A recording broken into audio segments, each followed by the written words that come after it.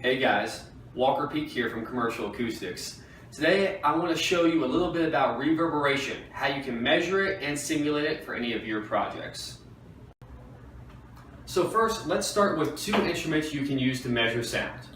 You have a smartphone with an app that measures dB levels, and you have a Type 1 SPL meter. SPL is sound pressure level. An app usually costs you $0 and it's free to install. The SPL might cost you anywhere from $4,000 to $15,000. I will show you why you should never use a phone to measure dB levels. So as you can see here, this is a fan with a standard amount of noise coming out. It's not going up or down, and look at the levels. Off by anywhere from 7 to 5 to 12 dB. And that's why you can never trust your handy smartphone SPL meter to give you an accurate reading. However, phones often can measure accurate reverberation times. For instance, you can see my voice in the background level here. Even though the absolute values of these measurements aren't accurate, the relative values often are within a few percentage points of the SPL meter. Let me demonstrate.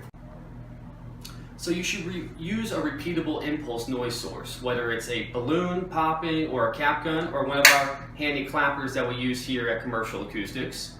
You'll begin the measurement, hit start, and hopefully the background noise isn't too loud, but oftentimes it is.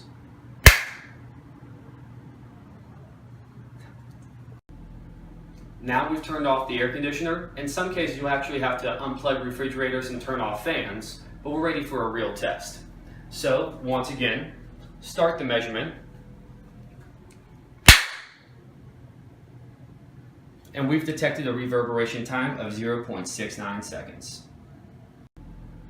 Now we've turned off the air conditioner. In some cases you'll actually have to unplug refrigerators and turn off fans, but we're ready for a real test.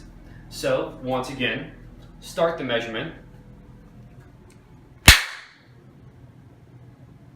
and we've detected a reverberation time of 0.69 seconds.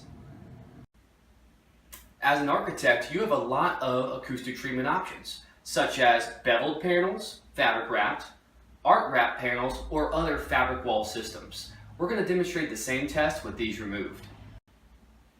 So now we'll repeat the same test with the acoustic panels removed. You can probably already tell a difference in my voice. In a 12 by 14 foot room, this is how critical acoustic treatment is. And it only gets more important the bigger the room gets. From our handy acoustic calculator, you'll be able to tell that this room should go from 0.65 to 0.85 or 0.9. Let's see. Restarting the measurement and using the clapping tool. Exactly 0.87 seconds.